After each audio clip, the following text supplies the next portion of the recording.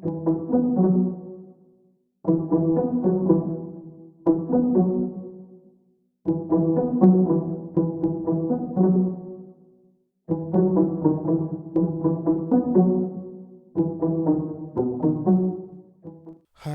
Ramanantsoa voapetraka amin'ny fomba ofisialy ho ben'ny tanàna ao Antananarivo renivohitra ao amin'izao ankehitriny izao ka ny pitsopitsony mahakasika an'izay no fakafakena amintsika ato anatin'ity vidéo ity ka manasa antsika rehetra anaraka an'ity vidéo ity hatramin'ny farany azadino ny milaiky ny vidéo antsika ary tsarovatra ny miabone amin'ny chaîne antsika mba ahafahanareo manaraka tsy tapaka ny vidéo izay rehefa nahito isan'andro tsy ampiandrila moa isika fa avy hatrany tonga dia vavany ndao ary.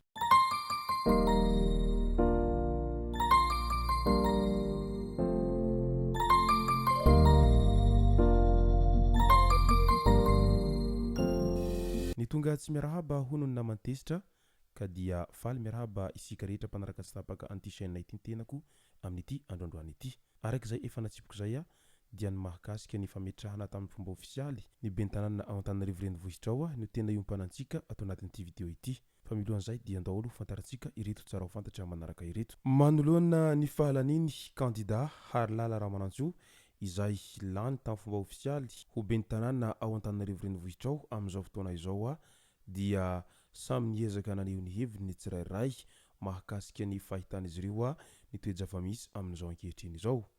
Maro ireo olona izay niampanga fa resaka halabato sy ny maro hafa ary mandeha ny resaka etsiro indrindra fa ireo izay mpanohitra ny fitondrana dia mivohy foana isan'andro izao fa resaka halabato tamina fifidianana no tena nisy ho izy ireo fa tsy nisy an'izany fifidianana mangarahara izany. Nateo aza nefa ny izay rehetra izay samy niezaka nitondra ny pirofo ny tsirairay tany amin'ny tribonaly izay misahana amin'izay resaky ny halatra natao nandritra taloha ary taorian'ny fifidianana izay dia niezaka ny tsara izay azo raisina sy izay tsy azo raisina moa ireo avy eo anivony izay sampana pikarakara an'izay resaka famoahana vokatra fifidianana ofisialy izay rehefa nataon'izy ireo ny tombatombana sy dinika lalina manoloana an'ireo fitoriana izay tonga teny am-pelatanan'izy ireo dia maro tamin'ireo fitoriana no tsy nitombona avy hatrany. Maro amin'ireo mpanohitra mantsy amin'izao ankehitriny izao dia tena mbola hita fa tsy maty vola voan-kibo satria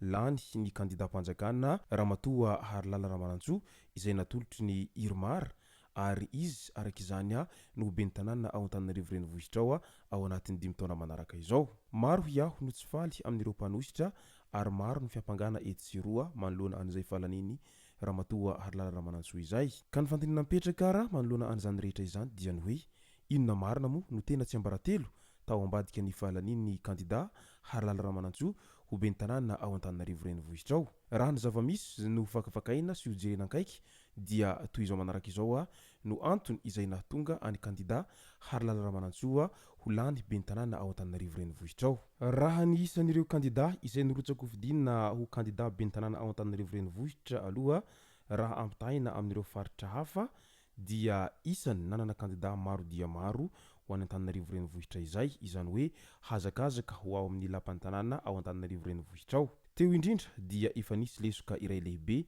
azo nitsoahana tao anatin'izay hamaro ny kandidat izay nirotsaka ho fidinina amin'ny kandidat ho ben'ny tanàna ao Antananarivo renivohitra izay. Midika inona moa ny hamaro ny kandidat izay nirotsaka ho fidinina ao Antananarivo renivohitra ao? Ny hamaro ny kandidat tompoko dia midika fa fizarazarany vato avy hatrany. Ireo mpanohitra izay mivohy isan'andro fa manohitra ny fitondrana izay mijoro ankehitriny dia samy niezaka nanolotra ny kandidany avy izy ireo fa tsy mba nisy an'izany hoe firaisan-tsaina ary ny dinidinika mba hanolotra kandidat tokana ihany. Tsy izay ny zava-nisy tao Antananarivo renivohitra tao fa samby nirotsaka ho fidina avokoa ireo kandidat izay manana ny maizy azy tao Antananarivo renivohitra tao na dia samy mpanohitra aza izy ireo fa tsy nisy an'izany hoe fanapahan-kevitra hanolotra olona anankiray izay hita fa tena ho lany tanteraka izany. No avy amin'izay stratezika izay samy tia azo toerana ho ben'ny tanàna izany hoe fitiavan-tseza moa izany mazava ho azy dia teo indrindra no nahatonga an'ireo kandidat rehetra mpanohitra ny fitondrana no tsy lany tamin'izay fifidianana ho ben'ny tanàna tao Antananarivo renivohitra izay. Voizin'ireo mpanohitra isan'andro mantsy ilay hoe fitiavan-tanindrazana sy fitiavana hanavitra ny tanindrazana sy ny mpiray tanindrazana. Nefa toa mifanohitra amin'izay ny zavatra hita amin'ny fiainana andavanandro satria toa ny fitiavan-tseza ihany no tena imatematesan'ireo mpanohitra sy mahamaika izy ireo amin'izay rehetra zavatra mitranga eo. Te hanositra mba hampivoatra sy hampandroso ve no tanjon'izy ireo sa te hanositra mba ahazahoana seza sy toerana fotsiny? Satria mantsy raha io resaka multipartisme io foana no manjaka dia sarotra amin'ny mpanositra no aharesy ny fitondrana amin'izao ankehitriny izao. Raisitsika ohatra zao iny fifidianana ben'ny tanàna farany teo iny. Raha ohatra ka kandida iray ihany no natolotra an'ireo mpanositra dia mety lany soamantsara ho ben'ny tanàna tao Antananarivo renivohitra tao izay kandida izay natolotrin'izy ireo raha toa ka nitohanana ireo mpanositra rehetra iny kandida iny. Fa noho izy ireo samby teo eo amin'ny toerana mahaben'ny tanàna izay dia teo na tonga ny faharesian'izy ireo. Rehefa resy amin'izay izy ireo rehefa aveo dia voizina amin'izay ilay hoe resaka halabato maketsy makaroa. Arak'izany ary raha toa ka te hindresy ny mpanositra amin'ny fifidianana manaraka eo dia mila manova paikady sy ny stratégique izy ireo satria tsy nahomby ireo stratégique izay nataon'izy ireo efa hatramin'izay amin'ilay hoe samby te hirotsaka avy izy mianakavy ireo.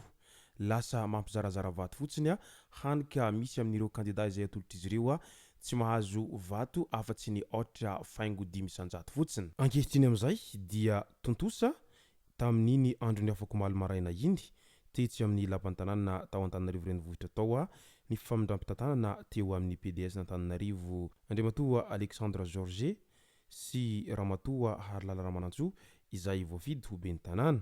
Natao koa ny fametrahana ny samboady ho an'ny Ramatoa Harilala Ramanantsoa izay manamarika amin'ny fomba ofisialy azy ho ben'ny tanàna ao Antananarivo renivohitra ny Madagasikara ao. Ny ministry ny fitonjaram-pahefana sy ny fanajariana ny tany Andriamatoa Chaine no nametraka ny samboady ary ny prefet n'Antananarivo no nitarika ny lanonana. Vonina aho sa iaho ho eo aniranareo mandrakariva aho ary hihaino sy hitady miaraka aminareo ny fomba rehetra hanarenana ny tanàna n'Antananarivo. Olona tsotra aho, olona fivavahana aho ary tsy manana fahavalo politika. Ny ahy ny fahavalo dia ny korontana, ny tsy fandripahalemana ary ny fahantrana. Matoky aho fa ho avy mamiratra ary ho tena rehareha ny tanàna n'Antananarivo ary hiadana sy ho finaritra ny amponin'ny Antananarivo.